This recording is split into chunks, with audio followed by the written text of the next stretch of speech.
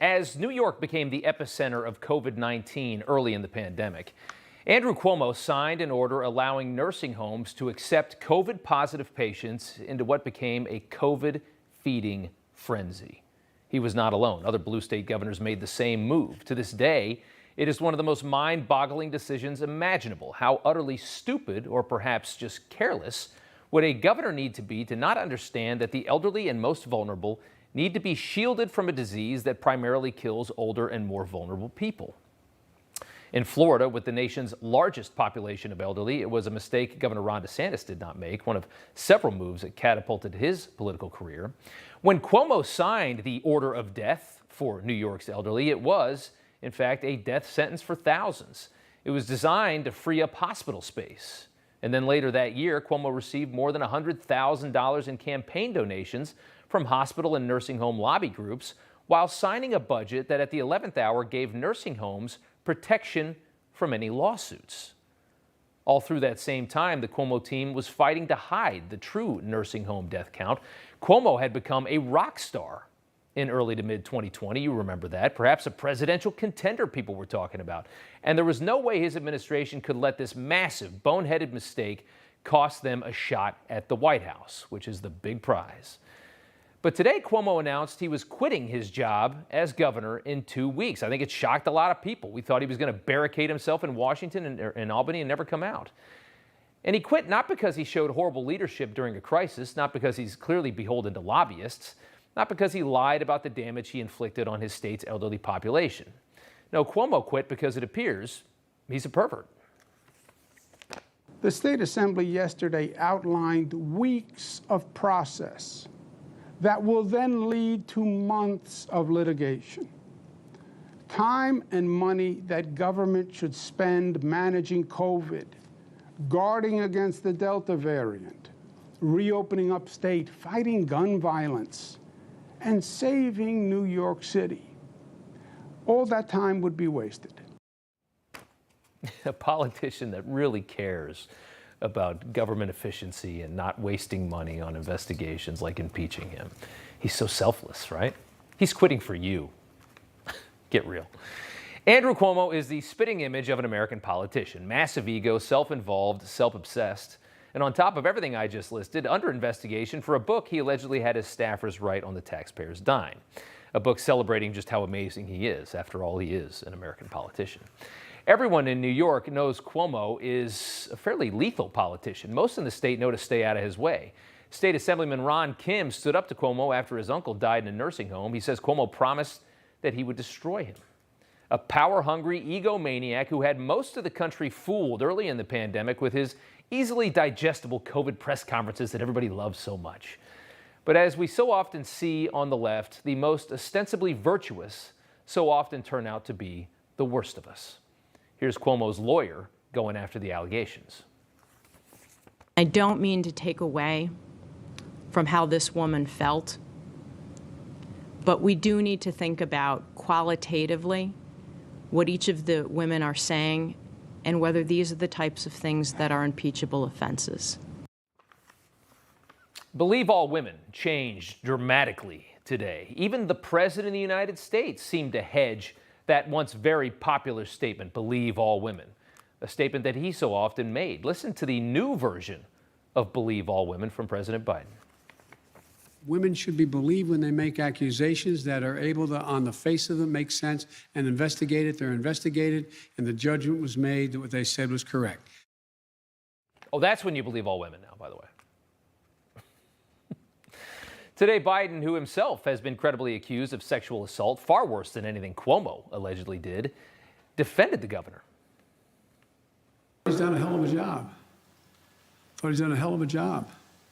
And, I mean, both on everything from access to voting to infrastructure, the whole range of things. That's why it's so sad.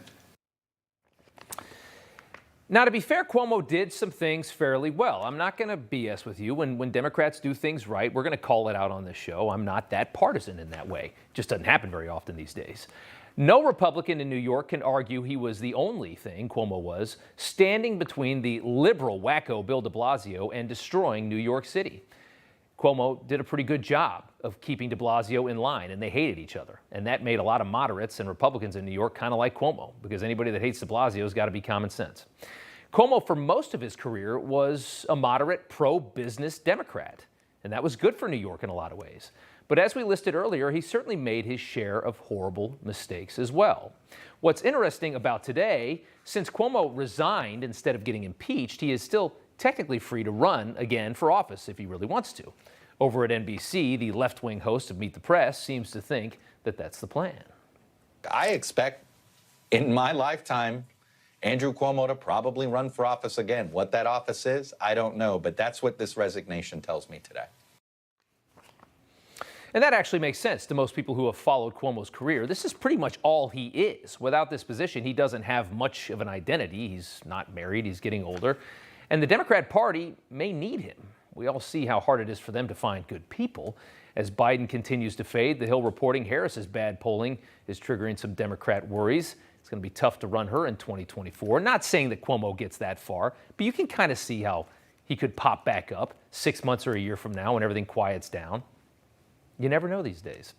You remember Kamala was polling at 0% when she dropped out of the presidential election, eviscerated by Tulsi Gabbard. Joe Biden scraped her up from the bottom of the barrel because she satisfied an obvious quota that the Democrat Party always needs.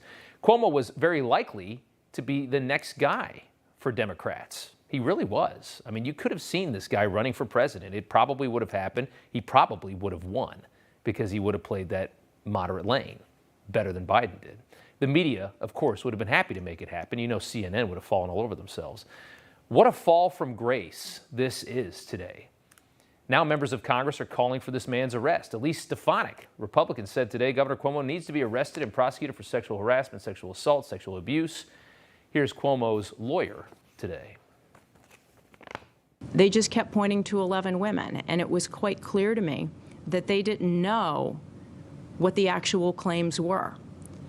And then it just gets repeated over and over again by the media when they haven't done their homework, rolled up the sleeves, and learned the facts. That's what journalists are supposed to do, not cast judgment and not give us their opinions. Well, on one hand, it's 11 women. That's a lot of accusers. She's not entirely wrong. The truth is somewhere in between. As with most Me Too accusations, the charges and condemnations come before the facts in our current, everything right now, hyper-impulsive American culture. It's just the way it is. As for what happens in 2 weeks when Cuomo finally leaves, assuming that he really does, Lieutenant Governor Kathy Hochul, a moderate Democrat, is set to become the state's first female governor. Hochul will ride out the governorship until next year when she'll likely be primaried, trying to keep the job. And of course, Attorney General Letitia James, who you know so well, has her eye on the governor's mansion, a woman that'll do or say anything for political gain, the woman who promised to take down Trump if elected Attorney General. Cuomo loved her when she was going after Trump, as did all Democrats, but my, how the tables have turned. Here's Cuomo's attorney again slamming this investigation. What happened was that from day one, it became building a case against Governor Andrew Cuomo. They started with a presumption that he had done some terrible things. And it went from there. What's amazing about this is it proves so many things that Republicans and the Trump family have said about the investigation from New York. This, what she just said, was the same complaint Republicans made when the New York AG, Tish James, went after Trump after promising she would to get elected. An investigation in search of a crime. But make no mistake, this really is a big moment. Me Too was never designed to eat Democrats. It was Democrats who dreamed this all up, after all. We learned that this week when the chairwoman of Time's Up, Roberta Kaplan, was forced to resign yesterday after colluding with Cuomo to destroy his first accuser's credibility. You learn real quick, as important as they think Me Too is, nothing is above politics, not even Me Too. But this one got away from Democrats, who have been forced to destroy one of their favorite sons. Like we just showed you, even Joe Biden can't believe this happened. And you start to wonder if any of this would have happened if New York's Attorney General, Letitia James, didn't want Cuomo's job. Hey, I'm Rob Finnerty. Thanks for watching. If you enjoyed this video, please join the conversation in the comments below. Don't forget to subscribe, too.